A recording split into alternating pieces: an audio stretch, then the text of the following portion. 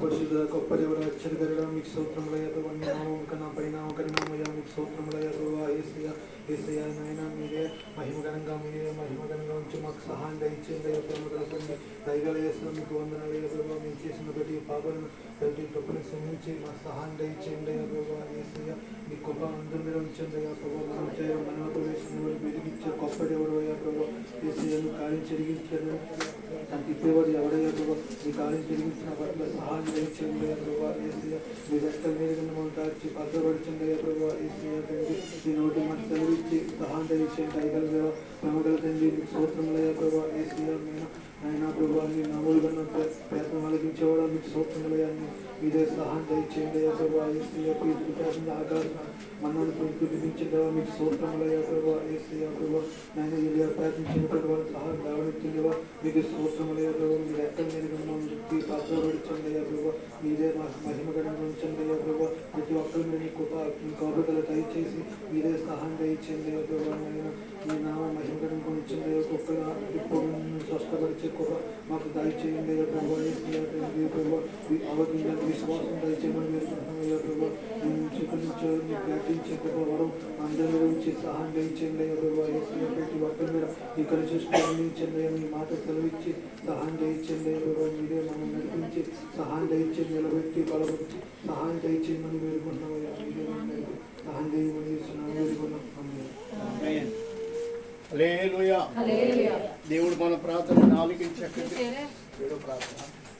ప్రేమమైన పరిశుద్ధుడ మహోన్నతుడ మీ ఘనమైన శ్రేష్టమైన పరిశుద్ధమైన నామం బట్టి మీకు స్తోత్రము ప్రభు. గడిచిన మాసం యావత్తు కూడా కాపాడి నైనా మళ్ళీ తిరిగి 2 మాసంలో మేము ప్రయాణం చేయడానికి మీ పాద శరణంలో చేరి మిమ్మల్ని ప్రభు ఆరాధించడానికి ఇచ్చిన సమయం బట్టి మీకు స్తోత్రము ప్రభా. ఏ దినం ఏం సంభవించిన మాకు తెలియదు కానీ ప్రభా మేము జీవించాలంటే మీ కృప, మేము బ్రతకాలన్నా కూడా మీరు మమ్మల్ని బ్రతికిస్తేనే మేము బ్రతకాలం ప్రభా. లేకపోతే మాలో ఏమీ లేదు అయినా మేము తీసుకునే ఊపిరి కూడా మీదయ్యా. అయా భూమి మీదయ్యా సమస్తము మీది. లోకంలో ఏమీ లేని వట్టి వారు ప్రభా. అయినప్పుడు కూడా కృప చూపి నడిపిస్తున్న దేవుడవు. ఈ మాసం కూడా ఈ రీతిగా మీ అందు మేము జీవించాలో వర్తిలో అదంతా మీ కృప చేత మమ్మల్ని నడిపించండి ప్రభు. మరి ఎక్కువ వచ్చిన బిడ్డల్ని అయ్యా మరి అయా ఇంటి వారిని కూడా మీరు ఆశ్రయించమని మీ నామానికి మహిమ తెచ్చుకోమని యేసుక్రీస్తు ఘనమైన నామం అడిగి వేడుకుంటున్నాము తండ్రి. ఆమేన్. హల్లెలూయా. కూడి వచ్చిన మీకు అందరికి కూడా ప్రత్యేకమైన వందనాలు.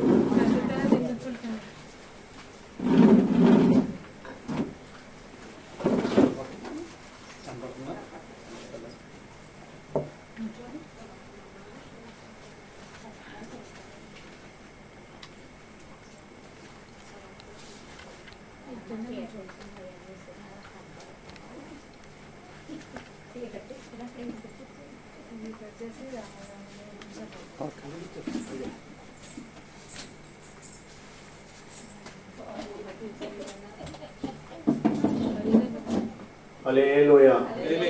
కనపడుతుంది కదండి. ఎక్కడ కట్ అవుతుందా?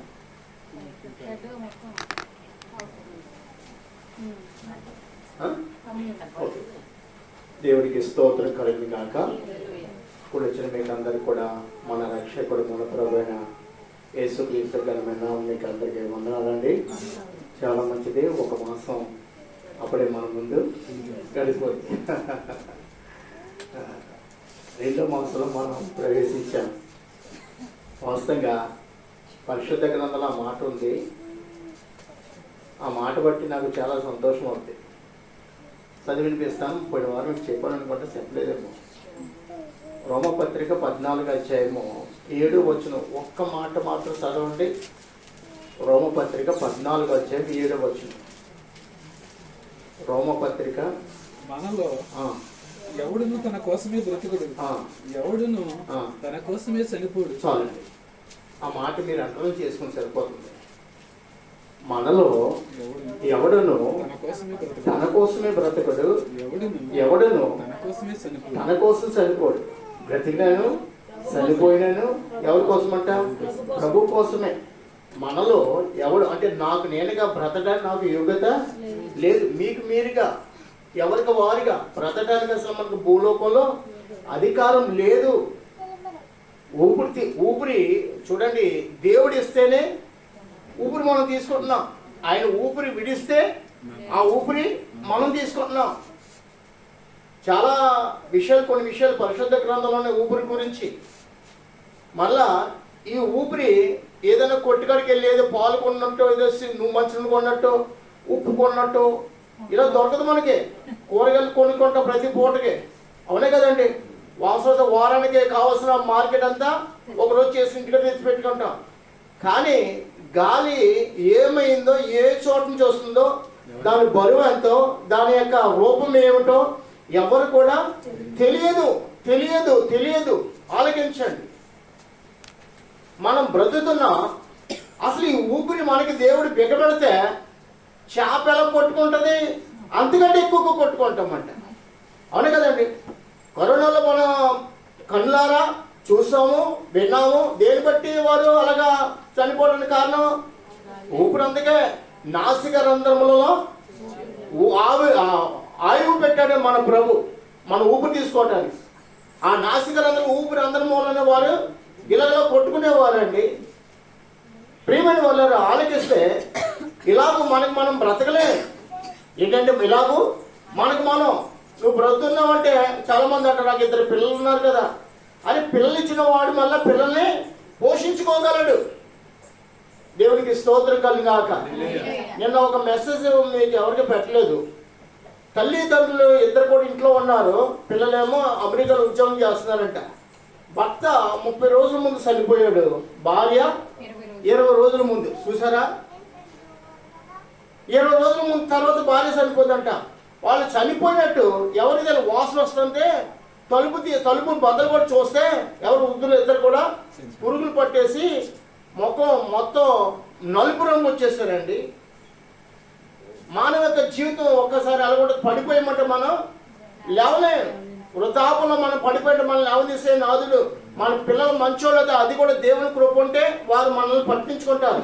దేవుని కృపలో లేరనుకో, పిల్లలు కూడా మనం ఏం చేస్తారో, వాళ్ళు ఎవరో నాకే తెలియదు అంటారు.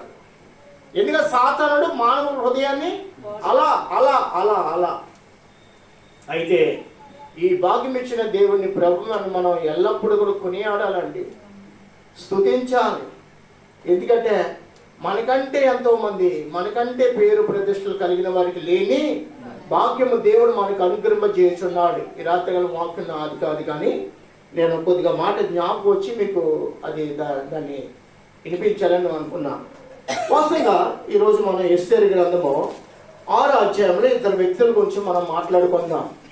2 వ్యక్తుల గురించి. ఎస్తేరు గ్రంథము 6వ అధ్యాయంలో మొర్దెకై ఒక వ్యక్తి అయితే, హామాను మరొక వ్యక్తి.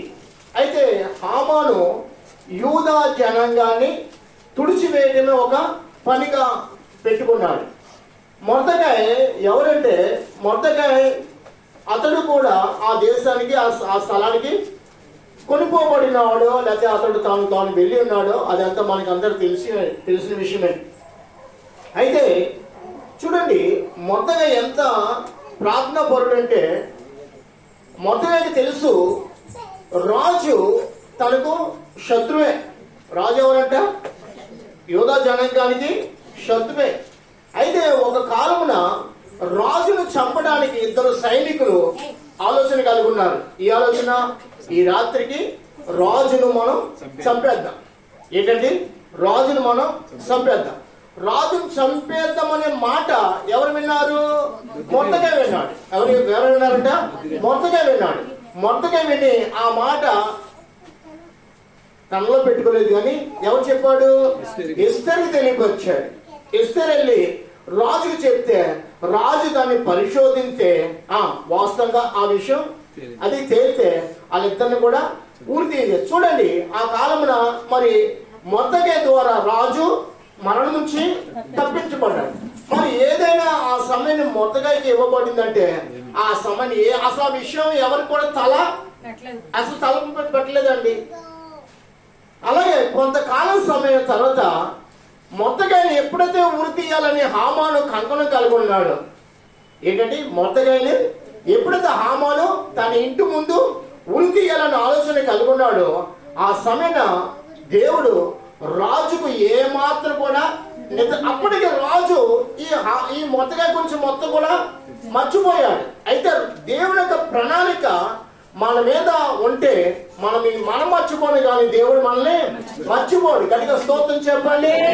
కావున మనం ఎలా ఉండాలో తెలుసు. మనం ఏ విషయాన్ని మనం ఒకవేళ చంపేసడానికి ప్రయత్నించిన అధికారుల నిమిత్తమైన కానీ, మనకి విరుద్ధంగా మాట్లాడుతున్న మనుషుల నిమిత్తమైన కానీ, మన సమాజం మనకి విరుద్ధంగా మాట్లాడుతున్నా కానీ, మనల్ని ఎవరు ప్రేమించకపోయినా కానీ, ఇతరుల గురించి మనం ప్రార్థన చేసేవారుగా, ఇతరులు మనం ప్రేమించేవారుగా, ప్రతి ఒక్కరిని కూడా ఎవరికి సమర్పించాలి? దేవునికి అప్పగించే వారిగానే మనం ఉంటేనే పరిశుద్ధులము. పరిశుద్ధులు అంటే పడిపోయిన వారిని వెలిగించేవారు, పడిపోయిన వారిని చీకటి ప్రపంచంలో నరకములో పాపాల చేత బంధింపబడిన వారిని వెలుగులోనికి నడిపించే వారే పరిశుద్ధులు. దేవునికి స్తోత్రము కలుగాక. లేకపోతే నీకు నాకు ఆ పేరు దేవుడు పెట్టడానికి కూడా దేవుడు ఒప్పుకోడు. నువ్వు రక్షింపబడ్డా, నువ్వు వాక్యాన్ని వింటున్నావు, ప్రార్థన చేస్తున్నావు, అయితే నీవు నేను ఎలా జీవించాలి తెలుసండి? మనగా కాదు, మనం బ్రతికించున్న దేవుని కోసం మనం పనివారుగా ఉందము కాక. మనం బ్రతికిస్తున్నాడు. ఎందుకు ఆ రోమపత్రిక 14:7 మీకు చదివించాడు కదా. మనం బ్రతకలేం, దేవుడు మనం బ్రతికించుకున్నాడు. తెలుసా? మీరు లోకానికి వెలుగు, చిన్న మంద మీరు భయపడకూడదు. మనం ఏ విషయంలో కూడా భయపడకూడదు. మనం ప్రతి విషయంలో కూడా మనం వెలిగించుకోవాలి. మనం ఆత్మ సమర్పణ కలిగి ఉండాలి. తర్వాత సమాజాన్ని వెలిగించాలి. హిందూ ప్రార్థన చేస్తున్న చిన్న బిడ్డల నిమిత్తం మీకు విషయం చెప్తున్నాను. 3 సంవత్సరాల క్రితం మా మధ్యకు ఒక సహోదరి హైదరాబాద్ నుంచి వచ్చి ఉపవాస స్త్రీల ఉచివ సభలో మాట్లాడింది. బ్రదరు, చంద్రవరం గ్రామం నుండి మార్కెట్పాడు గ్రామంలో అంగన్వాడికి మొదలుకొని దేనికంట అంగన్వాడికి, స్కూల్కి, హై స్కూల్కి, కాలేజీకి వచ్చిన బిడ్డల్ని సాతాను గాడు డ్రగ్స్ చేత, మత్తు పదార్థాల చేత వారి జీవితాన్ని పాడు చేస్తున్నారు. కాబట్టి మీకు దేవుడు అప్పగించిన పని నేసా ఈ బిడ్డల కోసం, పై ప్రాయంగా ఉన్న వారి కోసం ప్రత్యేకంగా మీరు అందరూ కూడా ప్రార్థన చేయాలి. దేవుడు మీకు అప్పగించిన పని. దేవునికి స్తోత్రం కలగాలి.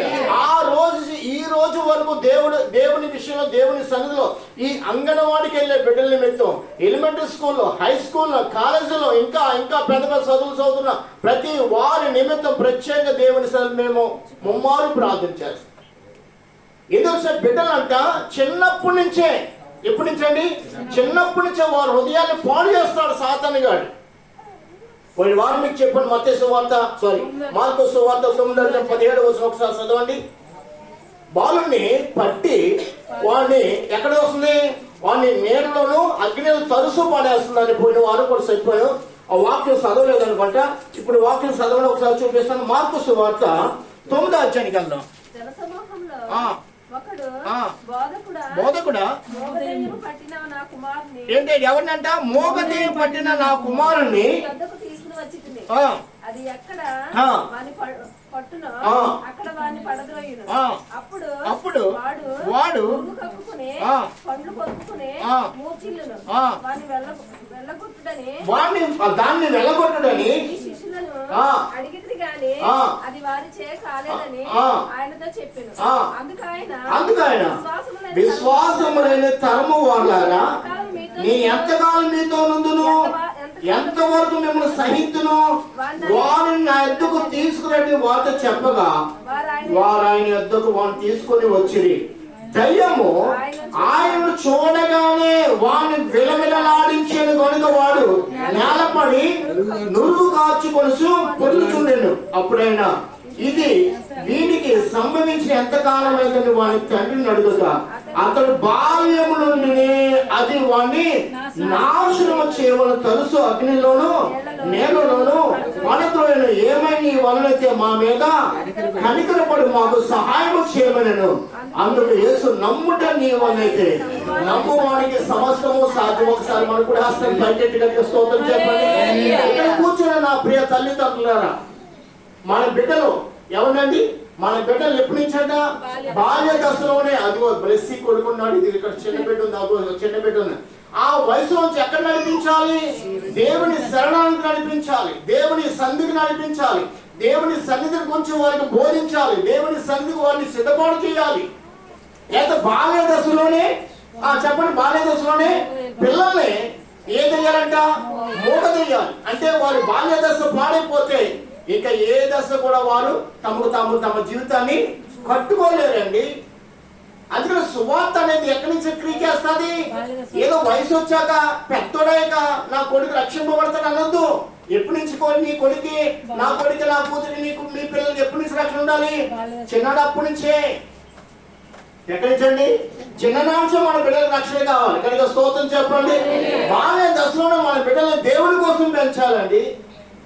దేవుడి కోసం మనం పెంచాలి. దేవుడి కోసం పెంచితే దేవుడితో అనుకో, నా కొడుకు ఒక ఇంజనీర్ చేయ, ఒక కలెక్టర్, అలా కాదు అంతకంటే ఎక్కువగా చేయగలడు మా దేవుడు. అడుగు వాటి కంటే ఊహించే అత్యధికమైన మన బిడ్డ తలంపులు ఏంటో మనకు తెలియదు. ఎవరు తెలుసు ఆయన తలంపులు? ఆయనకు తెలుసు. ఆ బిడ్డ తలంపులు ఎవరు తెలుసంట? ఆ తలంపులు మార్చగల దేవుడు మన దేవుడు. హల్లెలూయా. వాడి ఉద్దేశాలు మార్చగల దేవుడు మన దేవుడు. వాడి హృదయాన్ని కూడా మార్చగల దేవుడు. వాడి నడవని కూడా దేవుడు మార్చగల దేవుడు. కాబట్టి సమస్తము ఆయనకు సాధ్యమే. కాబట్టి సమస్తము సాధ్యమైన దేవునికి మన బిడ్డను మనం సమర్పించుకుందుము గాక. ఆ దెయ్యం ఎప్పటి నుంచి పట్టిందా? బాల్యములోనే. ఇప్పుడు నీ బిడ్డలకు మన బిడ్డలు బాల్యం దెయ్యాలు ఉండవు. ఏం తెలుసా? వాళ్ళు ఎక్కడికి వస్తున్నారు? ఎక్కడైతే ఇద్దరు ముగ్గురు నా నామమును కూడి ఉంటారో ఆ వారి మధ్య ఆయన ఉంటాడు. చూడండి, ఆయన చూడగానే ఆ మోగదయ్యం ఏమైపోయింది? విలవిలలాడి.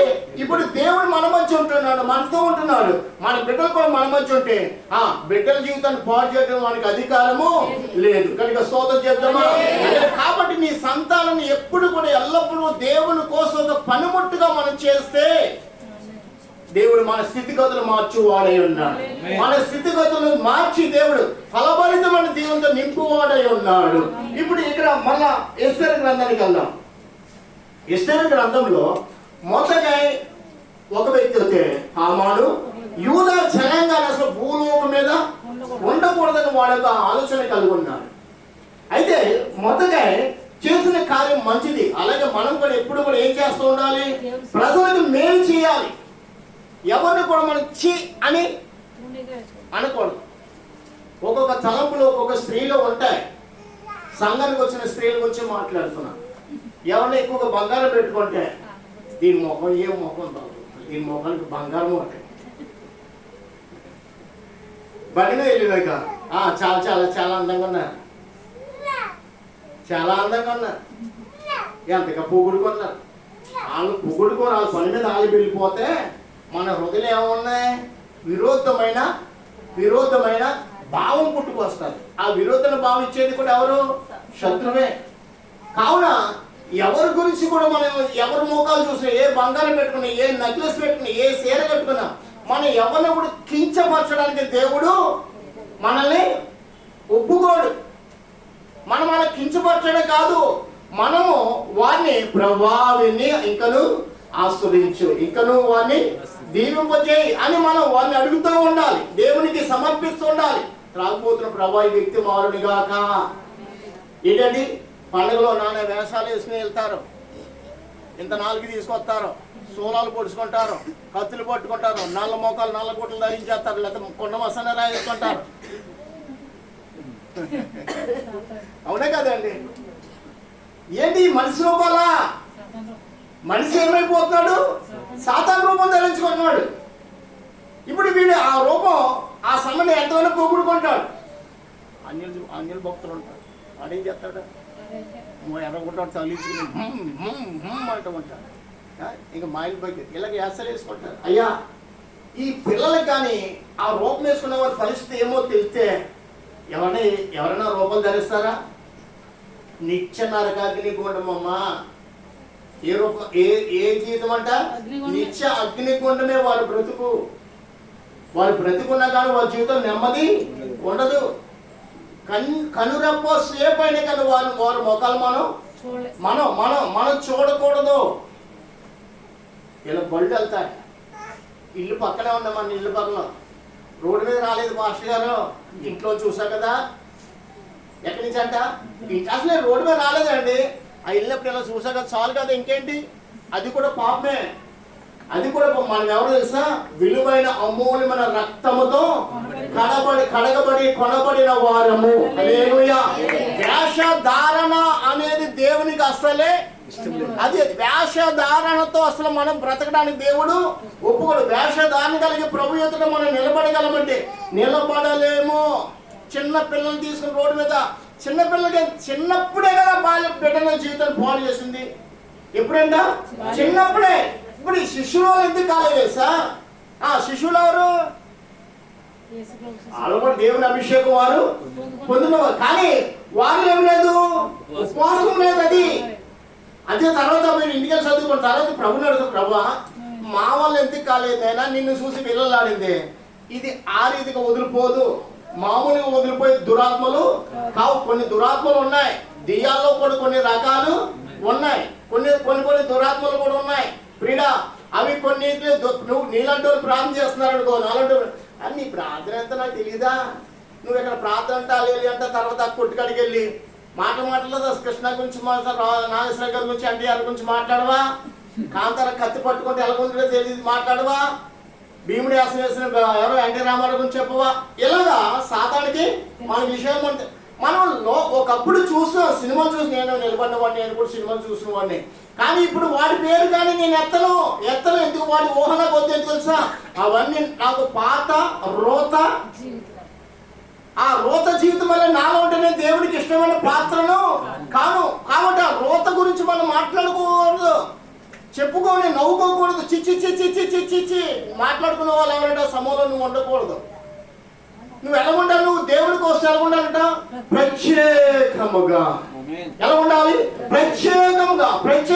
దేవుని అభిషేకం నీ తల మీద ఉంటుంది, దేవుని ఆత్మ నీలో క్రియ చేయబడుతుంది. నువ్వు పరిశుద్ధమైన అడుగులు, పరిశుద్ధమైన తలంపులు, పరిశుద్ధమైన నడవడి బ్రతుకు ఉండు నిమిత్తమే దేవుడు ఆ జనాంగంలోంచి, ఆ కుటుంబంలోంచి, ఆ యొక్క సమూహం నుంచి దేవుడు తన కోసము మనల్ని ప్రత్యేకించుకున్నాడు. హల్లెలూయా.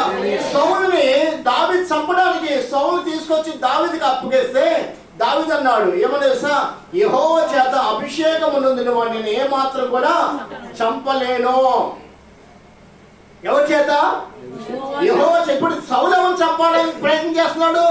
సౌలు దావీదు చంపడానికి. కానీ దావీదు నీతిమంతుడు. ఎవరండి? దావీదు నీతిమంతుడు. సౌలుకి అంత నీతి లేదు, ఆ నెలగా తీసేలే దావీదు అనుకున్నాడు. అయితే నీతిమంతుడైన దావీదుని దేవుడు ప్రేమించి సౌలును అప్పగించాడు 2 మార్లు. ఎన్ని మార్లు అట? 2 మార్లు కూడా అప్పగించాడు. 2 మార్లు అప్పగించాడు. నేను యెహోవా చేత అభిషేకింపబడిన వాడిని చంపను. అది నా దేవునికి ఇష్టమైనది కాదు. నన్ను మరణానికి అప్పగించు నా దేవుడని విశ్వాసం అతను ఉన్నాడు. అలాగే మనము కూడా దావీదు ఆత్మచేత అభిషేకింపబడి ఉన్నాడు, మనము కూడా అదే ఆత్మచేత అభిషేకింపబడి ఉన్నాము. హల్లెలూయా. ఈ కాలం ఎక్కడో అభిషేకం అనుకోవద్దు, ఆ కాలంలో అభిషేకం ఈ కాలంలో కూడా క్రియ చేయబడుతుంది. ఆ కాలంలో మాట్లాడే దేవుడు ఈ కాలంలో అదే దేవుని గురించి మనం వాస్తవంగా మాట్లాడుకుంటున్నాం. హల్లెలూయా. ఆత్మ లేదని మాట్లాడదు. ఆ కాలంలో ఆత్మ ఈ కాలంలో కూడా మన మధ్య సంచారం చేసింది కాబట్టి మనల్ని సమకూర్చుకుని నడిపించుకుని సిద్ధపాటు చేయవాడు కూడా ఆయనే. దేవునికి స్తోత్రం కలుగాలి.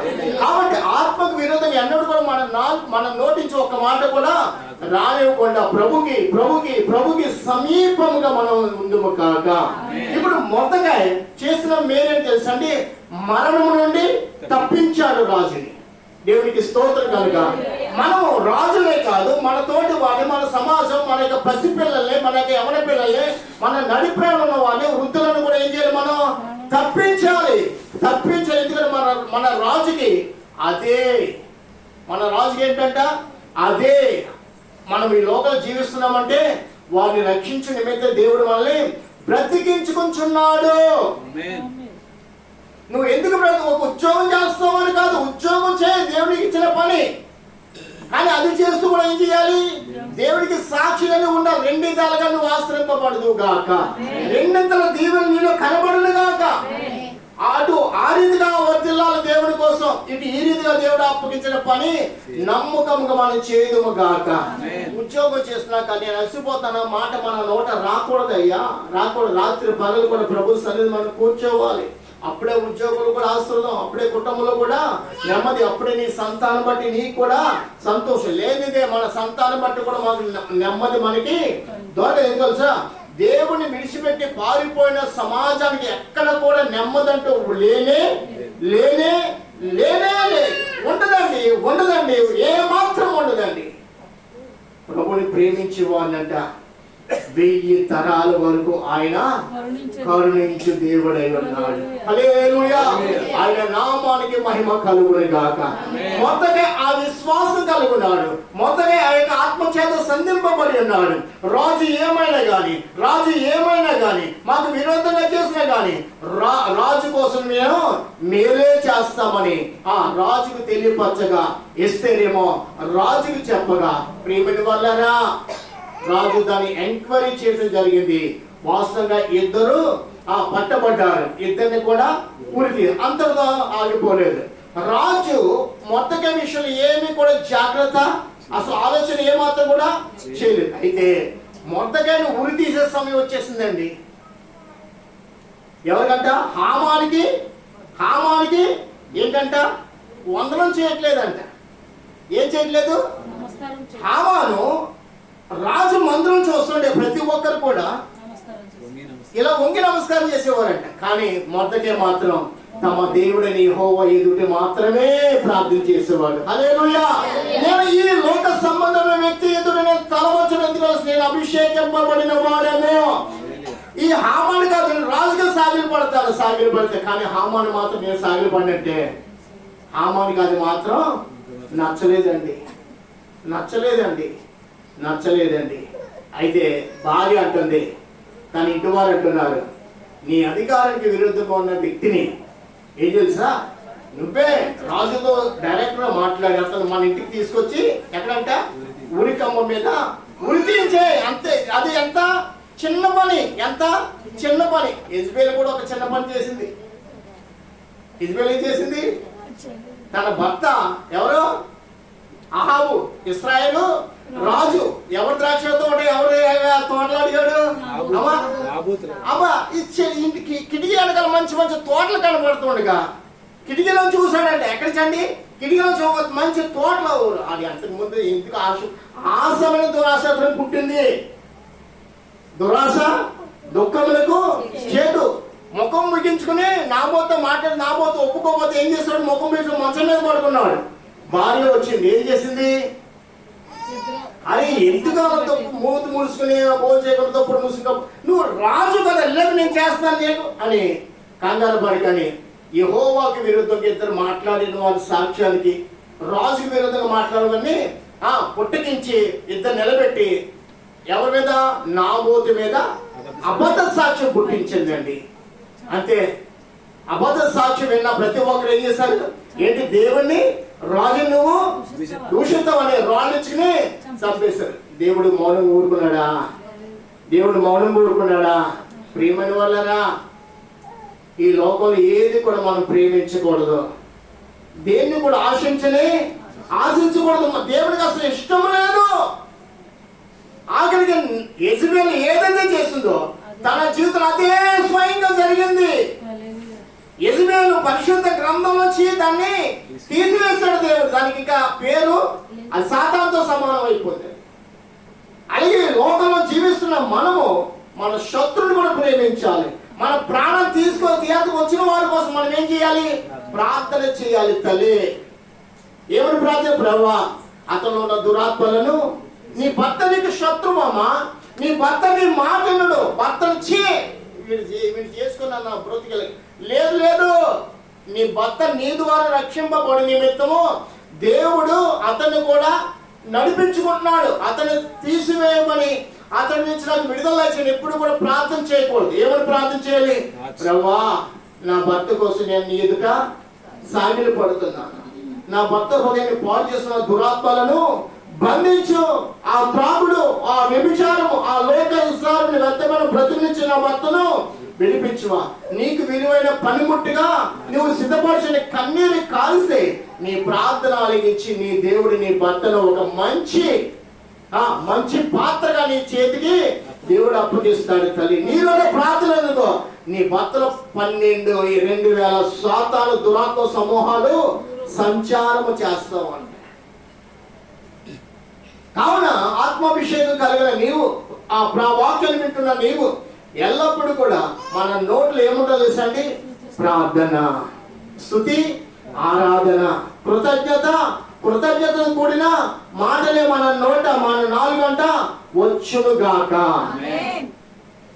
అలా మనం మాట్లాడకపోతే, అలా జీవించకపోతే నీ ఇంటి చుట్టూరు సాతాను సమూహాలు ఎక్కువైపోతాయి, సాతాను శోధనలు ఎక్కువైపోతాయి. నీ అత్తతో కానీ, నీ తోడుగోలతో కానీ, నీ ఆడపడుచుతో కానీ, మీ బావగారితో కానీ, మీ మధ్యగారితో కానీ, మీ యొక్క మామయ్య గారితో కానీ, ఇంటి సమాజంతో కానీ గొడవలు పడుతున్న దేవుడు ఒప్పుకోడు.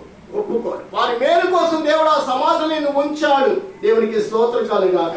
వారిని బట్టి రక్షింపబడి నిమిత్తం దేవుడు మన అలాగా వారి మధ్య ఉంచి నడిపించుకుంటాడు. అయితే నీవు నేను స్థానం లేక పడిపోయిన వారికి ఉంటున్నామేమో జ్ఞాపకం చేసుకో. మొదకై సహనం కోల్పోయినవాడు కానే కాడు. మొదకై దేవుని నమ్ముకున్నాడు. దేవునికి అసాధ్యం అనేది ఏది కూడా లేదు అని గమనించిన వాడు. ఇప్పుడు రాజు ఒక మాట అక్కడ మనం చదువుకుందాం. 6వ అధ్యాయం 9వ వచనం వరకు మనం క్రమంగా చదువుకుందాం. ఆ రాత్రి నిద్ర పట్టకపోయినందున రాజ్యపు సమాచార గ్రంథము తెమ్మని రాజు ఆజ్ఞేయగా అది రాజు ఎదుట చదివి వినిపింపబడెను. ద్వారపాలకులైన బిక్కాను, తెరేషువను రాజు యొక్క 2 నపుంసకులు రాజైన అహష్వేరోషును చంప యత్నించిన సంగతి మొర్దెకై తెలిపినట్టు అందులో వ్రాయబడి ఉండేది. రాజు ఆ సంగతి విని ఇందు నిమిత్తము మొర్దెకైకి బహుమతి ఏదైనను ఘనత ఏదైనను చేయబడనా అని అడుగగా రాజు సేవకులు అతనికి ఏమీ చేయబడలేదని ప్రత్యుత్తరం ఇచ్చిరి. అప్పుడు ఆవరణములో ఎవరో ఉన్నారని రాజు చెప్పాను.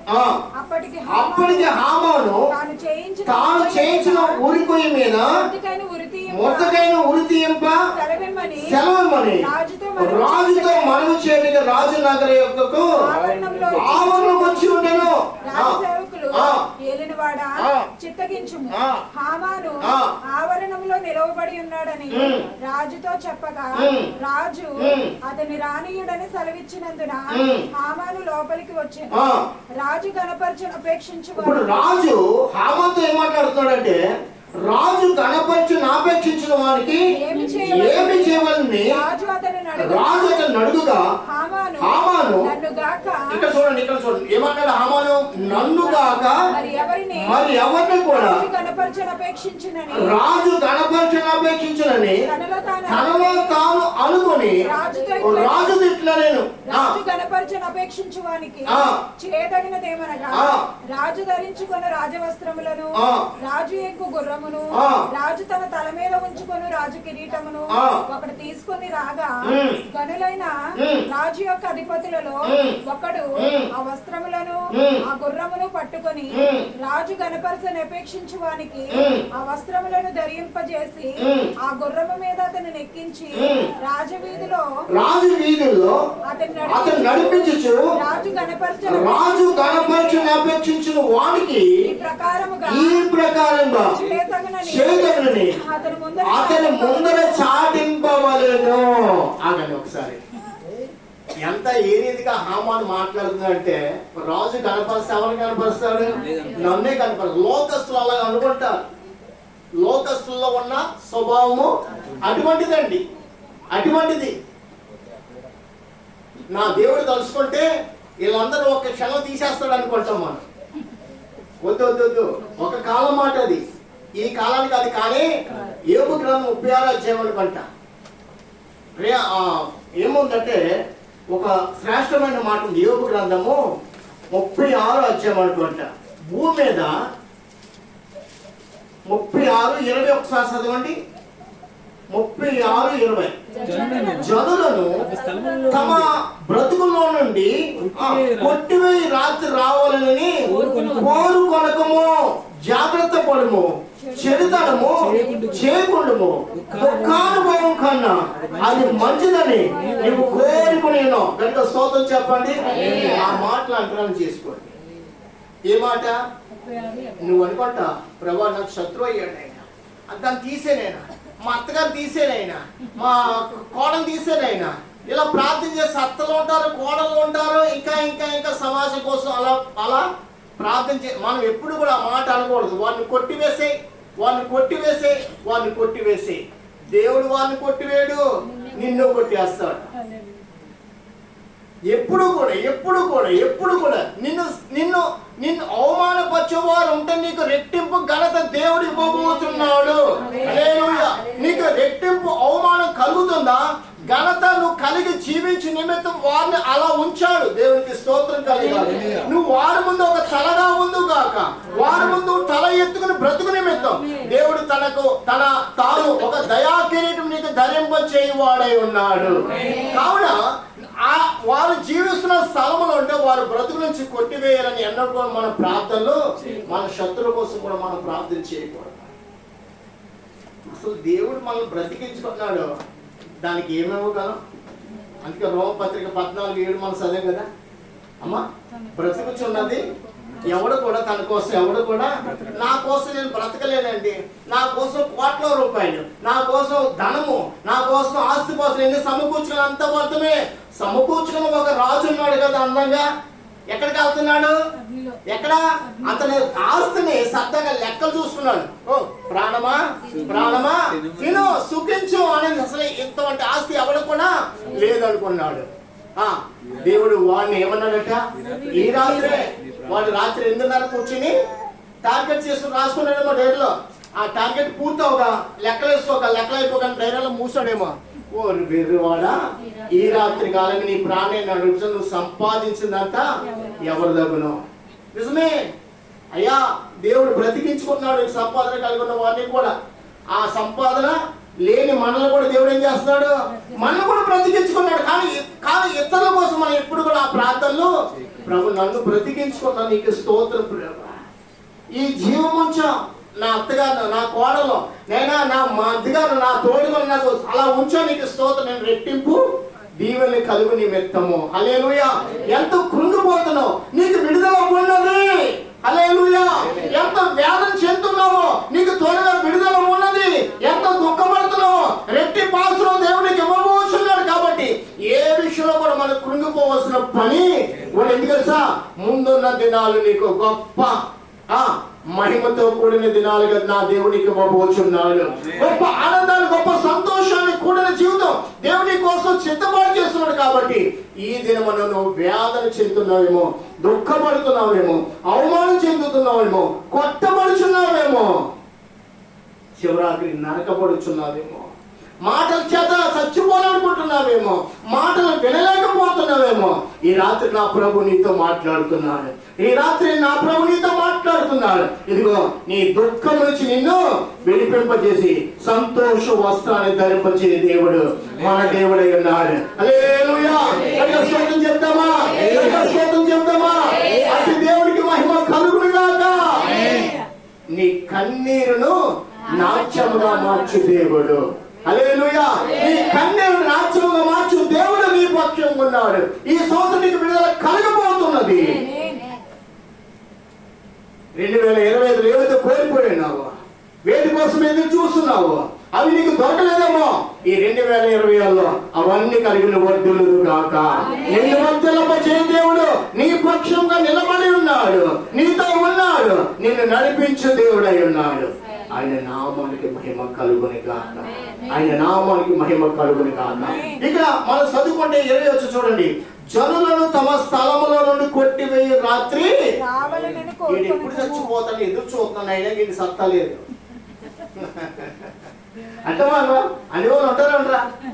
ఉద్యోగాలు ఏంటి, వ్యాపారాలు ఏంటి, కుటుంబ జీవితం ఏంటి, అత్తకోడలు, ఆ తోడుకోడలు, ఇంకా ఇలాగ మనం ఈ సంసార జీవితాన్ని జ్ఞాపకం చేసుకుంటే అనేక స్థలాల్లో ఉంటే అన్నదమ్ముల మధ్య కుదురుతలేదండి, అక్క చెల్లెల మధ్య కుదురుతలేదు, ఉద్యోగులు కుదురుతలేదు, వ్యాపారాలు కుదురుతలేదు, పాడి పంటల విషయంలో ఎక్కడైనా కానీ ఎవరికి కూడా నెమ్మది లేనే లేదు. కానీ నా ప్రభుని రాజ్యము నెమ్మదితో కూడిన రాజ్యము. హల్లెలూయా. నీతి గల రాజ్యము. నీతి కనుగొంటే అక్రమం అనేది ఎక్కడ కూడా కనబడనే కనబడదు. అటువంటి ప్రేమ గల రాజ్యం నా యేసయ్య రాజ్యము. ఆయన రాజ్యం మన గ్రామంలో స్థాపింపబడింది గాక. ఆయన రాజ్యం మన గ్రామం యావత్తు కూడా ఆనందించే వారిగా ఉందరు గాక. మన గ్రామం రక్షింపబడాలంటే మనం అందరి కోసం ప్రార్థన చేయాలి. మొదట బాల్య దశలో ఉన్న బిడ్డల కోసం, తర్వాత యవన కాలం, తర్వాత నడిప్రాయం, తర్వాత వృద్ధాపులో ఉన్న వారి కోసం కూడా మనం ప్రార్థన చేస్తుంటే నీ ప్రార్థనకు ఒక రోజు ఎండిపోని ఎముకలు, అమ్మా ఎండిపోని ఎముకలు ఏమి లేదా? జీవం లేదు, జీవము లేనే లేదు. కానీ భక్తులతో అంటున్నాడు దేవుడు, నువ్వు మాట్లాడు. ఓ ఎండిపోయిన ఎముకలారా, ఎవరి మాటలు ఆలకించాలి? యెహోవా మాట ఆలకించు. హల్లెలూయా. ఆ భక్తుడు అలా మాట్లాడుతుండగా 4 దిక్కుల నుంచి దేవుడికి స్తోత్రం కలిగాక, 4 దిక్కుల నుంచి ఆ సువార్త జీవం వారిలో కలగాలి. అవన్నీ కూడా లేచిపోయి ఏంటంట? గొప్ప సైన్యము, గొప్ప సైన్యమవి నిలబడుట ఏ మాత్రం జీవం లేకపోట చూడగా 4 దిక్కుల నుంచి జీవం వచ్చి వారిని సజీవులుగా చేయనట్లు. ఆ 4 దిక్కులంటే మత్తయి సువార్త, మార్కు సువార్త, లోక సువార్త, మానవుని బ్రతికింపజేసే సువార్తలు మనకి ఇచ్చున్నాడు. వాక్యాన్ని మనకి ఇచ్చున్నాడు. పరిశుద్ధ గ్రంథాన్ని ఆది కాండము నుండి ప్రకటన గ్రంథం వరకు దేవుని మాటల్ని లోకానికి విడిపింపజేసిన ఎడల, ఆ మాటలు బట్టి మనం ప్రార్థన చేసిన ఎడల, ఆ మాటలు నీ ఇంట్లో ఉచ్చరించిన ఎడల, ఆ మాటలు నీ బిడ్డతో మాట్లాడేలా, నీ బిడ్డలోనే కాదు, నీ ఇంట్లోనే కాదు, నీ సమాజం, నీ గ్రామం, నీ దేశంలో కూడా చెప్పండి గొప్ప సైన్యము నీ కళ్ళ ఎదుట నిలబడతా చూస్తారు. హల్లెలూయా. ఒకప్పుడు మారని మార్పు లేని మనుషులను పట్టుకుని దేవుడు మార్పు కలిగిన వారుగా సిద్ధపాటు చేసుకునేవాడు ఆయనే. ఆయనకు అసాధ్యమైనది ఏది కూడా లేదు. అయితే మనము ఆ మార్పు కోసం ఏం చేయాలి? ప్రార్థన చేయాలి. అందుకని ఆయన శరీరధారిగా ఉన్న దినాల్లో ఎలాగంటే మహారోదనతోనూ కన్నీళ్లతో యాచనాలు చేసి తండ్రికి మొరపెట్టి ప్రార్థన చేయగా చూడండి, ఆ ప్రార్థన ఈ రోజు కూడా మనల్ని రక్షించుకుందండి. హల్లెలూయా. మనం కూడా శరీరధారిగా ఉన్నా, మనం కూడా ఇటువంటి దినాల్లో మనం తినటం త్రాగటం కాదు, దేవుని కోసం సమయాన్ని కేటాయించుకోవాలి, దేవుని సంధికి వెళ్ళాలి, అక్కడ నేను ప్రార్థన చేయాలి, అక్కడ నేను ఉండాలి అనుకుంటే మనం ఫలించగలము. భర్త చనిపోయిన రూతు మళ్ళీ తన సమాజానికి వెళ్ళిపోలేదు. ఎక్కడికి వచ్చింది? నీ దేవుడు ఎవరైనా చూడాలి, నీ జనులు నేను కన్నులలో చూడాలని ఆ మోయాబు ప్రాంతాన్ని విడిచిపెట్టి ఎక్కడికి వచ్చింది? ఇశ్రాయేలు జనాంగంలోనికి వచ్చింది. కాబట్టి ఆమె ఆశ్రమపడింది. ఆమె పేరు ఎక్కడ ఉందంట? పరిశుద్ధ గ్రంథములో ఉన్నది. ఆమెలో పుట్టుకొచ్చిన వంశమును ఈ రోజు యేసు ప్రభు వారు కూడా వచ్చి ఉన్నారు. హల్లెలూయా. ఆయన ప్రేమించి వచ్చిన ఆ సమూహాన్ని దేవుడు ఎడబాసు వాడు కాదు. నీ పనులు కాదు, నీ ఇల్లు కాదు, నీ బిడ్డలు కాదు. ఎక్కడికి రావాలి? మొదట దేవుని సన్నిధికి నువ్వు పరిగెట్టాలి. ఎందుకంటే ఇక్కడ ఉండాలని నన్ను మనందరూ ఏర్పాటు చేస్తున్నాడు. మంగళవారం కోటలు నేను ఉండాలి, నేను అక్కడ ప్రార్థన చేయాలి, అక్కడ నేను పాటలు పాడాలి, అక్కడ నా దేవుని స్తుతించాలి. ఉత్సాహంతో అందరికంటే ముందుగా ఎవరికి వాళ్ళు తమ పనులు ముగించుకుని ప్రభు సన్నిధికి వస్తే ప్రభు మనల్ని ఆశ్రయించి దేవుడై ఉన్నాడు. మాట చూపించిన ప్రకటన గ్రంథం 11వ అధ్యాయం మొదటి 2 వచనం మాత్రం చదువుకుందాం. ప్రకటన గ్రంథం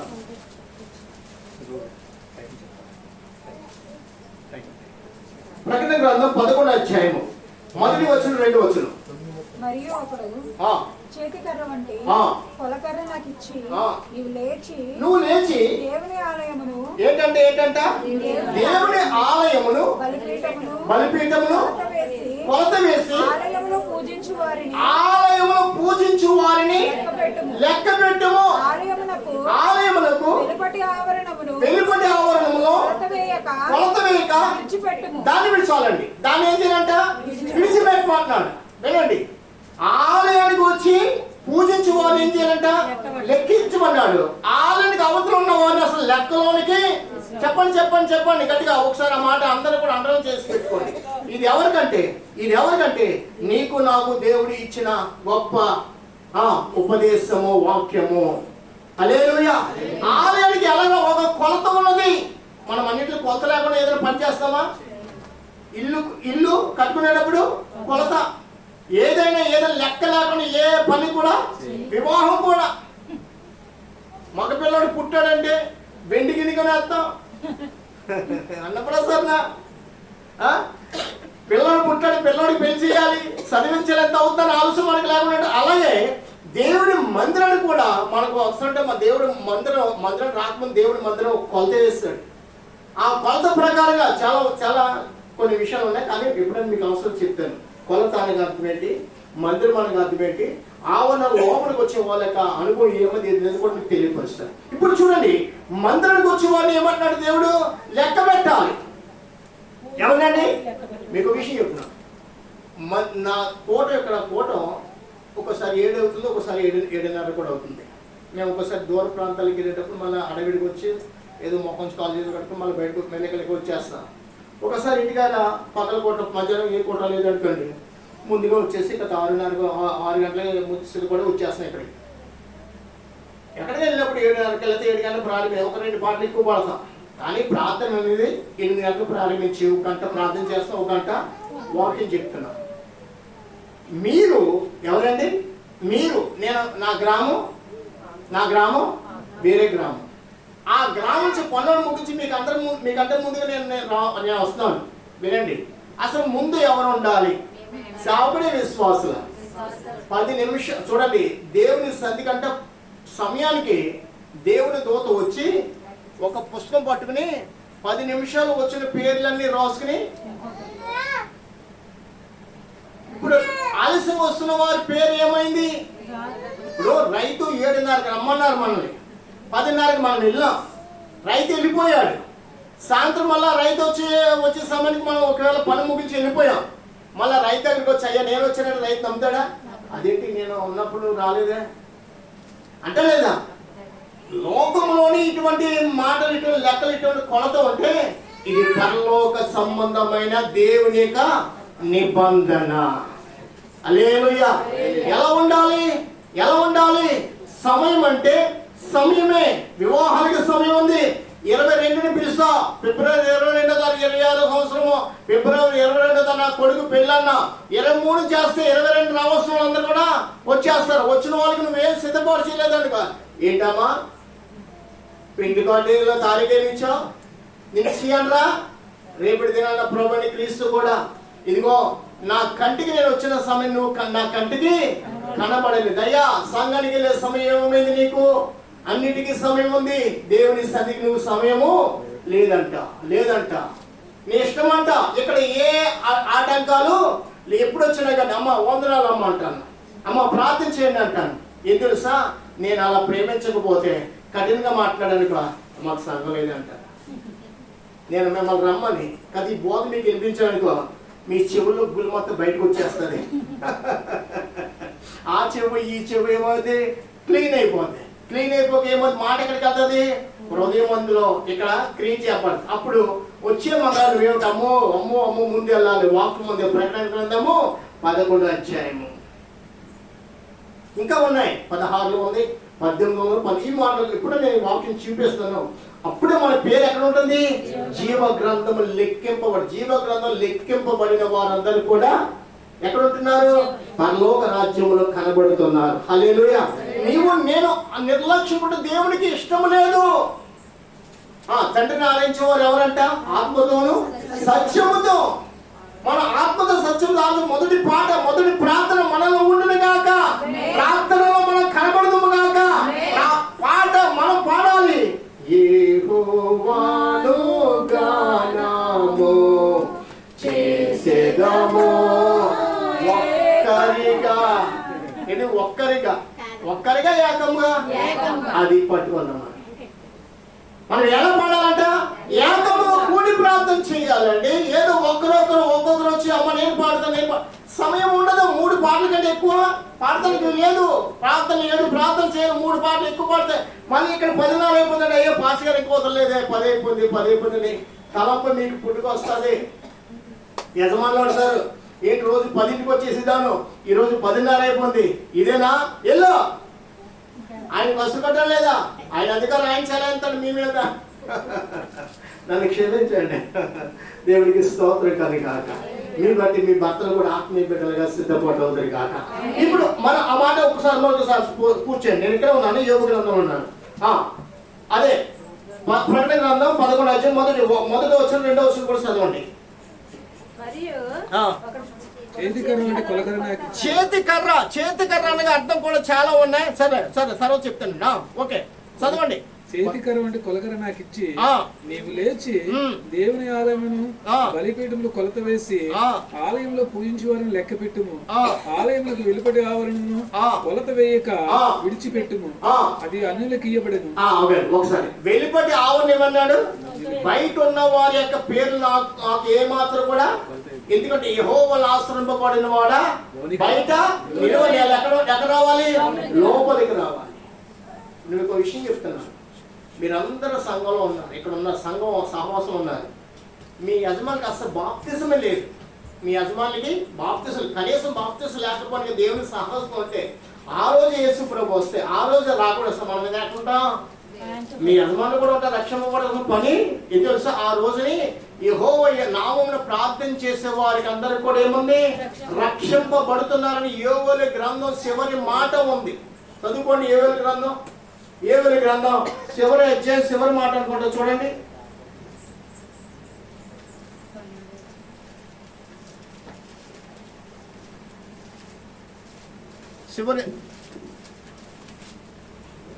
చూడండి 2వ అధ్యాయము 32వ వచనం చూడండి.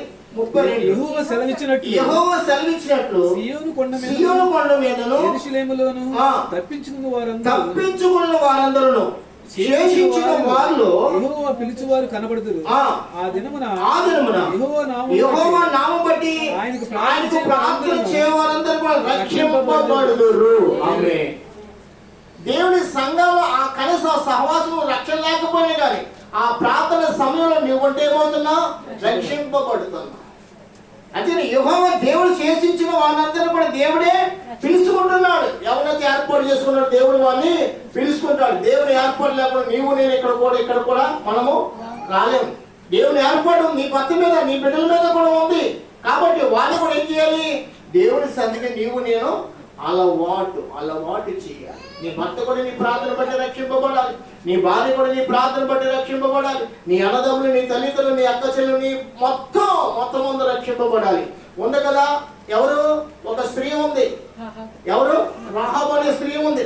ఇశ్రాయేలు ప్రజలతో ఏమంటుంది? అయ్యా, మీరు నా దేశానికి యుద్ధం చేయడానికి వచ్చినప్పుడు నా తల్లిదండ్రులను, నా అక్క చెల్లెలను, నా అన్నదమ్ములను కూడా మీరు బ్రతకనివ్వండి, రక్షించండి, వారు ఎంత మాత్రం చంపవద్దని ఇశ్రాయేలు ప్రజలు వేడుకుంటుంటే అప్పుడు వారు అన్నారు, తెలుసా, మేము వస్తాం మీ దేశానికి, కానీ మీ ఇల్లు రక్షింపబడాలి, మీ వాళ్ళు రక్షింపబడాలంటే బయట ఎవరు కూడా ఉండకూడదు. ఎక్కడ ఉండాలి? వాళ్ళందరూ కూడా ఇంట్లో ఉండాలి. ఎక్కడ ఉండాలని? ఇంట్లో ఉండాలి. ఆ ఇంటికి ఏం కట్టాలి? ఎర్రటి దారము కట్టాలి. ఎర్రటి దారము అంటే రక్త వర్ణ వస్త్రములు మనము ధరించిన వారముగా ఉందుముగాక. ఏ ఇంటికైతే ఎర్రటి దారం కనపడదు ఆ ఇంటిని వారు ఏమాత్రం కూడా ఆ ఇంటిని రక్షించారు. దేవునికి స్తోత్రం కలుగాక. ఆ స్త్రీ యొక్క అన్నదమ్ములందరూ కూడా రక్షింపబడ్డారండి. మళ్ళీ ఆ మాట కూడా చదువు ముందుగా చూడండి. యెహోషువ గ్రంథం 2వ అధ్యాయం అనుకుంటా మాట. యెహోషువ 2వ అధ్యాయము అక్కడ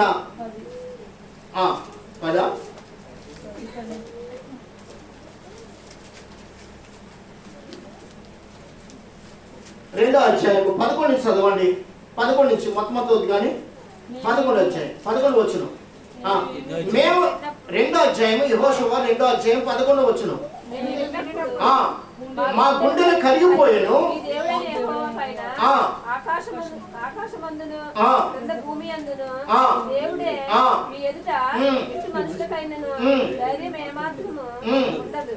నేను మీకు ఉపకారం చేసి కనుక మీరును నా తండ్రి ఇంటికి ఉపకారం చేసి నాకు నిజమైన ఆనవాళ్ళు ఇచ్చి నా తండ్రి నా తల్లి నా అన్నదమ్ములను నా అక్క చెల్లెలను వారికి కలిగిన వారందరూ కూడా సావకుండా బ్రతికినిచ్చి రక్షించుకున్నట్టుగా ప్రమాణం చేయబడను. అందుకు ఆ మనుషులు ఆమెతో నీవు మా సంగతి వెల్లడి చేయలేడలా మీరు చావకున్నట్లు మీ ప్రాణములకు బదులుగా ప్రాణం ఇచ్చేదము. యెహోవా ఈ దేశమును మాకు ఇచ్చినప్పుడు నిజముగా మేము నీకు ఉపకారం చేసేదమని. చాలండి, 18వ చదవండి. 18వ వచనము. నీవు మమ్మల్ని దించిన ఈ కిటికీకి ఈ ఎర్రని దారమును కట్టి నీ తండ్రిని నీ తల్లిని నీ అన్నదమ్ములను నీ తండ్రి ఇంటి వారిని అందరినీ నీ ఇంట చేర్చుకొను. నీ ఇంటి ద్వారములలో నుండి వెలుపలికి వచ్చేవాడు తన ప్రాణములకు తానే ఉత్తరవాది. మేము నిర్దోషాలండి. చూసారా, భక్తులతో ఆమె ప్రాధాయపడింది. వారు కూడా అన్నారు, ఏమో తెలుసా, నీటు మాకు మేలు చేస్తావు కాబట్టి, మా ప్రాణాలని కాపాడే కాబట్టి, మీ యొక్క రక్త సంబంధం, మీ తల్లిదండ్రులు, మీ అక్క అందరినీ కూడా ప్రాణాలు మేము. అయితే ఒక నిబంధన ఏంటి, ఆ కిటికీకి ఏం కట్టాలంట? మమ్మల్ని ఏ కిటికీ నుంచి నువ్వు దించావో ఆ కిటికీకి ఎర్రని దారము కట్టాలి. అదే మనకి నీకు నాకు నిబంధన. ఈ రోజు ఎర్రని రక్తమని ప్రభువైన యేసుక్రీస్తు రక్తము చేత కడగబడిన మనము మన సహవాసం ఉంటున్నా. నీ భర్త ఉంటున్నాడా? నీ పిల్లలు ఉంటున్నారా? నీ తల్లిదండ్రులు ఉన్నారా? నీ అక్క చెల్లెలున్నారా? వారు లేరా? వారు కొంచెం ప్రాధేయపడు, వారిని ఏదో రీతిగా నడిపించుకో, నెమ్మదిగా మాట్లాడు, వారిని కసురుకోకూడదు, తీసుకునేకు. వారిని ప్రేమించాడు దేవుడు. హల్లెలూయా. ఎంత ప్రేమిస్తున్నాడు, వారిని కూడా అంతకంటే ఎక్కువగా ప్రేమిస్తున్నాడమ్మా. అందుకే కదా ఒక చిన్న మాట చెప్తాను, 99 గొర్రెలు విడిచిపెట్టి ఏంటంట, 99 గొర్రెలు విడిచిపెట్టి ఆ ఒక్క తప్పిపోయిన ఒక్క గొర్రె కోసం వెళ్ళాడు. అర్థమైంది చేస్తా, ఈ 99 గొర్రెలు ఎంత విలువ, ఆ గొర్రె కూడా అంతే విలువ. హల్లెలూయా. ఈ 99 గొర్రెలు ఎంత విలువై ఉన్నవారని దేవునికి తెలుసు. ఆ తప్పిపోయిన గొర్రె కూడా అంతకంటే విలువైనది యేసు ప్రభువుకు తెలుసు. కాబట్టి ఏ గొర్రె నశించిపోవటం ఆయనకు ఇష్టం లేదు. మనము తీసిపాడేస్తాం, ఆయన మాత్రం ఎన్నడూ కూడా. కావున ప్రియమైన వాళ్ళరా, ఎస్తేరు గ్రంథంలో మొదటిగా రాజుకి ఏం చేస్తాడంట, మేలు చేస్తాడు, ప్రాణమును రక్షించాడు. కాబట్టి అతడు ఏమయ్యాడు, రక్షింపబడు. మన నీతి బట్టి కూడా మనం రక్షింపబడగలుగుతున్నాము. మనము కనుగొన్న మంచి మనసు బట్టి కూడా మనం రక్షింపబడుతున్నాం. మనలోనే నీతి లేదు, మనలోనే మంచి లేదనుకో, అసలు మనల్ని దేవుడు కూడా అంటాడు, నీ బట్టి నా భూమి పాడైపోతుంది. ఏంటంట, భూమి. ఇప్పుడు ఎవరు అడ్డుపడ్డారు? తోటమాలంటే ఎవరు? తోటమాలంటే సేవకుడు. ఎవరండి? యేసు ప్రభుని ప్రాధాయపడుతున్నాడు. మోషే అన్నాడు కదా, మోషే నువ్వు అడ్డులేవు, వీళ్ళందరినీ నేను ఏం చేస్తాను, తుడిచి వేసి, నిర్మాకాండ 32 ఉంది కదా, నేను తుడిచి నీ ద్వారా బలమైన జనంగా నేను పుట్టిస్తానంటే మోషే ఏం చేశాడు, ప్రభా అలాగైతే ఐగుప్తులు అనుకుంటారు, ఈ ప్రజల్ని ఆయన పెంచలేక రక్షించలేక అరణ్యం తీసుకెళ్లి వాళ్ళందరూ చంపేశారు అనుకుంటారు, ఇక నీకు విలువ లేదు స్వామిని ఆయన అడ్డుపడ్డాడు. మోషే అడ్డుపడిన నిమిత్తమై ప్రభు వారు అతని ప్రార్థన కరుణించి మళ్ళా ఇశ్రాయేలు ప్రజల్ని మళ్ళా అలా భూమి మీద ఉంచాడు. అలాగనే లోబడిన వారు కొందరు గొర్రెలు, సంఘంలో కొన్ని గొర్రెలు ఉంటాయి. ఓ గొర్రె అసలు మాట విననే, ఆ పాస్టర్ ఎప్పుడు నా గురించి వాక్యం చెప్తాడు. ఎవరి గురించి? ఇప్పుడు నా గురించి చెప్తాడు. నేను కూర్చున్న మొదలు నా గురించే చెప్తాడు. ఓ రోజు మా సంఘంలో, ఇక్కడ కాదు అప్పుడు నేను సేవ, మా తేతల సంఘంలో మా అన్నయ్య గారు మా తమ్ముడు కొడుకు ఇంకా నల్లగా ఉంటాడండి. అతను వెళ్ళి కూర్చోడంట, పరమగీతలో నేను నల్లని తానను. ఈ మాట చెప్పగానే వాడికి నేను వచ్చి కూర్చోనంటే ఈయన మొదలెట్టేస్తాడు నా గురించి. అని పెళ్ళి అయ్యే వరకు ఆ పాటగారు తిడతానే ఉన్నాడు. నేను వాక్యానికి వచ్చాగా నేను అప్పుడు చెప్పాను, నేను అయినా నువ్వు కాదు నల్లని దాని అంటే తెలుసా, శ్రమల అనుభవం. ఏంటండి, రూపం నలుపు కాదు, రూపం సౌందర్యము. హల్లెలూయా. క్రీస్తు రక్తంతో కడగబడిన వారందరూ కూడా మహా సౌందర్యం కలిగిన వారు. నలుపు అనగా తెలుసా, శ్రమలు. ఏంటండి, శ్రమలు. పరమగీతాన్ని మనం జ్ఞాపకం చేసుకుంటే హృదయం పగిలిపోద్ది. సరే, దేవుడికి స్తోత్రం. ఇక్కడ మనం జ్ఞాపకం చేసుకుంటే ప్రియమైన వాళ్ళరా, ఇక్కడ వారు ఆమె అంటుంది, నా వారిని నువ్వు రక్షించంటే ఇశ్రాయేలు ప్రజలు అన్నారు, నీ ఇంట్లో ఎవరైనా బయటకు వస్తే మేము ఉత్తరబోధనము కాము. అలాగే నీ కుటుంబంలో ఎవరైనా కానీ ఇంకా దేవుని రాకడ సమీపకుండా వారి సంఘానికి సహవాసానికి సిద్ధపరచకపోతే లెక్క మనం అప్పగించాలి. కాబట్టి భర్తను తీసిపడేయకూడదు, భార్యను తీసిపడేయకూడదు, అక్క చెల్లెలను తోడుకోవడంలో అందరూ కూడా ఎలా ఉండాలి? దైవికమైన మనసు కలిగి మనం జీవించదు గాక. ఇప్పుడు ఎస్తేరు గ్రంథానికి 2 మాటలు చెప్పి నేను ముగించేస్తాను. 2 మాటలు, ఒక్క 7 నిమిషాలు మాత్రమే పదవటానికి. ఎస్తేరు గ్రంథానికి వెళ్తాం చూడండి. అక్కడ రాజు మొర్దెకైను ఎలా ఊరేగించారో, మొర్దెకై ఏ రీతిగా వర్ధిల్లాడో ఆ 2 మాటలు మీకు చెప్పి ముగించేస్తాను. 9వ అధ్యాయము 6వ అధ్యాయము 10వ వచనం చూడండి. అందుకు రాజు నీవు చెప్పిన ప్రకారమే శీఘ్రముగా ఆ వస్త్రములను ఆ గుర్రమును తీసుకుని రాజు గుమ్మమునొద్ద కూర్చుని యూదులను మొర్దెకైకు అలాగులు చేయము. నీవు చెప్పిన దానిలో ఒకటి కూడా విడువక అంతయు చేయమని హామానుకు ఆజ్ఞ ఇచ్చాడు. కనుక స్తోత్రం చెప్పండి. ఈ మొత్తం ఎక్కడ కూర్చున్నాడు? ఏ అధికారం లేదు, అప్పటికి ఏ అధికారం కూడా లేదు. బ్రతుకుతాడో ఉంటాడో తెలీదు. ఎలాగున్నాడు? ఒక మూల కూర్చున్నాడు, మూలుగుతున్నాడు. అయ్యో అయ్యో అయ్యో నా ప్రభా, నా ప్రజల స్థితి, నా స్థితి ఏమవుతుందని కుమిలిపోతూ ప్రభుని వేడుకుంటున్నాడేమో.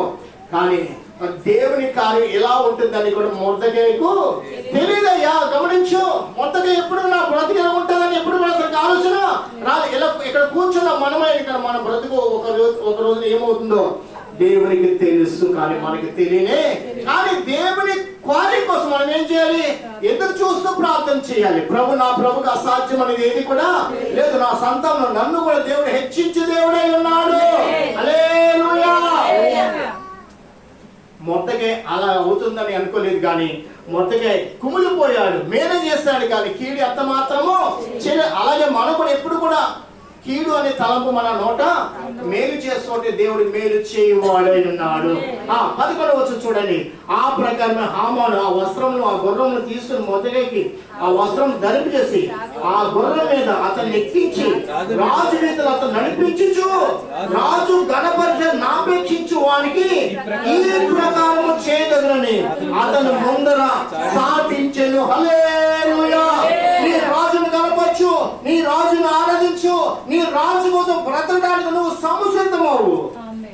రాజుని గణపరచు వాణ్ణి రాజు విడిచిపెట్టే దేవుడి కాలే కాదు. నన్ను గణపరచు వాణ్ణి నేను గణపరుస్తాను. కనుక స్తోత్రం చెప్పండి.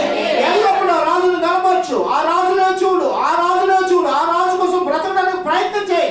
నాకు నేనుగా బ్రతుకుతాననే మాట ఎన్నడూ కూడా మన నోట రాకూడదు. ఆయన బ్రతికించువాడు, ఆయన బ్రతికించువాడు. మనం బ్రతికించుకుంటున్నాడు. ఎందుకు?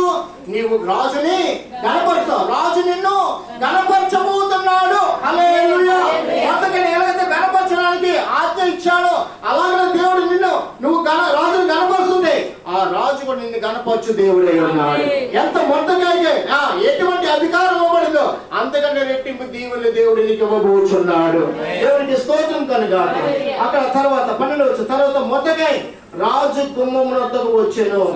అయితే తలకు ఒప్పుకొని దుఃఖించు తన ఇంటికి త్వరగా వెళ్ళిపోయాను. తనకు సంభవించినదంతయు తన భార్య జెరూషునకు తన స్నేహితులకు అందరికీ తెలుపుగా అతని యొద్ద ఉన్న జ్ఞానులను అతని భార్య అయిన జెరూషును ఎవరి చేత నీకు అధికార నష్టము కలుగుచున్నదో ఆ మొర్దెకై యూదుల వంశము వాడైన యెడల అతని మీద నీకు జయము కలగదు, అతని చేత అవశ్యముగా చెడిపోదని అతనితో అని. స్తోత్రం చెప్పండి. యూదా వంశం మీద జయం సాధించేవాడు మరొకడు ఎవరు కూడా. నువ్వెవరు? యూదురాలు, నువ్వెవరు? హెబ్రియ స్త్రీ, హెబ్రియ పురుషుడు, చురుకైన వారు ప్రార్థనలో, పరిశుద్ధతలో, సాక్ష్యములో, దేవుని స్తుతించే విషయంలో వారు అభిషేకింపబడిన వారు. నీ మీద మరొకరికి జయం ఏమి కూడా నీ కోసం భద్రపరిచింది నీవే తినాలని నా దేవుడు నీ కోసం ఎదురు చూస్తున్నాడు. మొద్దకాయ దేవుడి కాలం కోసం ఎదురు చూశాడు. మొద్దకాయని దేవుడు ఆ రీతిగానే ఆస్వాదించున్నాడు. హామాను యొక్క భార్య ఏమంటుందంట, నీకు ఎవరిదైతే ఈ అధికార నష్టము కలుగుతుందో అతడు యూదా వంశపు వాడని ఎడలా నీకు ఏ మాత్రం అతని మీద జయము కలగదు. హల్లెలూయా. నీకు నష్టమే, నిజమే. నీకు విరుద్ధంగా రూపింపబడి ఏ ఆయుధము కూడా వర్ధిల్లదు. అట్టి వాగ్దానాలు దేవుడు మనకి ఎన్నో ఇచ్చాడు, మనకెన్నో ఇచ్చున్నాడు. ఆ వాగ్దానం చేత పట్టుకుని ఆ వాగ్దానం మని అని దేవునికి సమర్పించుకుంటే అబ్బా దేవుడు మనం నడిపించే దేవుడైనా, ఏ సంవత్సరమైనా, ఏ కరుణైనా, ఏ ఆంగి తుఫానైనా, ఏ సమస్యలైనా, ఏ పోరాటమైనా, ఏ మరణ బంధకాలు వ్యాధులు మనం పడిపోయినా కానీ దేవుడు మనం విడిపించే దేవుడై ఉన్నాడు. దేవుడు మనం మర్చిపోయే దేవుడు కాదు. నీకు ఇవ్వాల్సిన ఆధిపత్యము దేవుడు నీకు ఇచ్చి నిన్ను ఆశ్రయించే దేవుడై ఉన్నాడు, నిన్ను దీవించే దేవుడై ఉన్నాడు, రెండింతల మేలు చే దేవుడై ఉన్నాడు. హల్లెలూయా. అవునా, దేవుడు మనకి ఇచ్చిన ఆధిపత్యం, ఈ విశ్వాసం, ఈ ప్రార్థన, ఈ సహవాసం, ఈ ఆనందాన్ని ఎల్లప్పుడూ కలిగి ఆయన రాకడ వరకు ఆయనలో మనం కట్టబడదుము కాక. ఆమేన్. హల్లెలూయా. ఇచ్చిన వర్తమానం బట్టి మన రెండు చేతులు పైకి కలిగి దేవునికి స్తోత్రం చేస్తున్నాం. మన ఆత్మను ఉజ్జీవం చేసే మంచి ఉపదేశం దేవుడు ఇచ్చాడు. అందుకని దేవుడికి స్తోత్రము. మహోన్నతుడా, మహిమా స్వరూపుడా, మా ప్రేమ గల మా రాజ్యానికి స్తోత్రము స్వామి. ఈ రాత్రి కాల ప్రభా శ్రేష్టమైన వర్తమానం నేను మేము చెవులారా విన్నాము, కనులారా చదివి విన్నాము ప్రభా. అయ్యా మీ మీద అనుకున్న ప్రభా మొదటే బ్రతుకు ఏమైందో, మీ ప్రజలకు మీ నామానికి విరుద్ధంగా మాట్లాడాల్సిన నామానికి బ్రతుకు ఏమైందో చదువుకున్నా ప్రభా. రోమపత్రిక 14:7 చదువుకున్నా ప్రభా. యోబు గ్రంథంలో కూడా 36:20 కూడా చదువుకున్నా. ఈ రీతిగా దైవ గ్రంథంలో మేము జీవించవలసిన అనుభవం ఏమైందో, ఏ మాటలో, ఏ ప్రార్థన, ఏ రీతిగా మేము జీవించాలో ఆ అనుభవం నేర్చుకోవడానికి ఇచ్చిన ఉపదేశం బట్టి మీకు స్తోత్రం. మీరు ఇచ్చిన ఉపదేశానికి ఏమి ఇవ్వగలం ప్రభా? మా ఆత్మను వెలిగించా మీకు స్తోత్రం. మా నడవడి, మా మాట, మా ప్రవర్తన ఏమైందో మీరు మాతో మాటలపై మీకు స్తోత్రం. ఇప్పుడు వచ్చిన బిడ్డలందరినీ, ఉపదేశం విన్న బిడ్డలందరినీ కూడా ఆస్వాదించండి. వచ్చిన వారి మీద మీ కృప ఉంచమని, నేనా బాల్య దశలో ఉన్నవారు, ఎవరి కాలం మందు ఉన్నవారు, నడి ప్రేమలు ఉన్నవారు, వృద్ధాపులు ఉన్నవారు అందరూ కూడా రక్షింపబడుదురు గాక. రోమపత్రికలో ఉన్న ప్రభా మాట మేము చదువుకున్న 9:17 మేము చదువుకున్న మాట బాల్య దశలోనే ఆ మోగదయ్య బిడ్డను పాడు చేస్తుంది అయ్యా. అయ్యా శిశువులు కానప్పటికీ మీరు మిమ్మల్ని చూడగానే అది విలవిలలాడి విడిచిపెట్టింది అయ్యా. నిజమే, మీ సహవాసులు మీ బిడ్డలుంటే ఏ శత్రువుడు బిడ్డలు పట్టుకోలేడని కూడా లేకుండా మీరు మాతో మాట్లాడమాటలు మీరు సంతాన నిత్యము మీరు అక్కడ పర్యంతము మీ పాదముల చెంత జీవించే వారిగా సిద్ధపాటు చేయమని మహిమా ఘనత ప్రభావాలు మీకే అర్పిస్తూ మా నాథుడు మా రక్షకుడైన యేసుక్రీస్తు ఘనమైన నామమున అడిగి వేడుకొంచున్నాము తండ్రి. ఆమేన్, ఆమేన్, ఆమేన్. మన తండ్రి దేవుని యొక్క ప్రేమ, మన రక్షకుడు మన ప్రభువు యేసుక్రీస్తు వారి కృప, పరిశుద్ధాత్మ దేవుని సహాయము పురుషుని మీకు అందరికి తోడే నడిపించును గాక. ఆమేన్, ఆమేన్, ఆమేన్. నా ప్రాణమా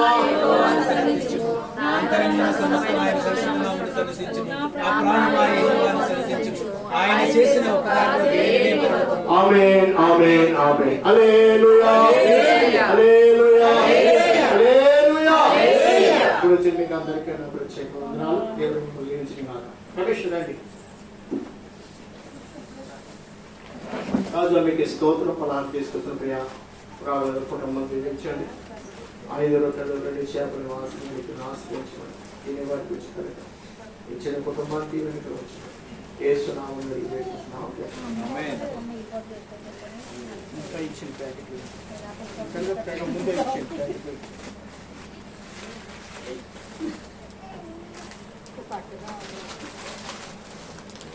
Dale el polvo,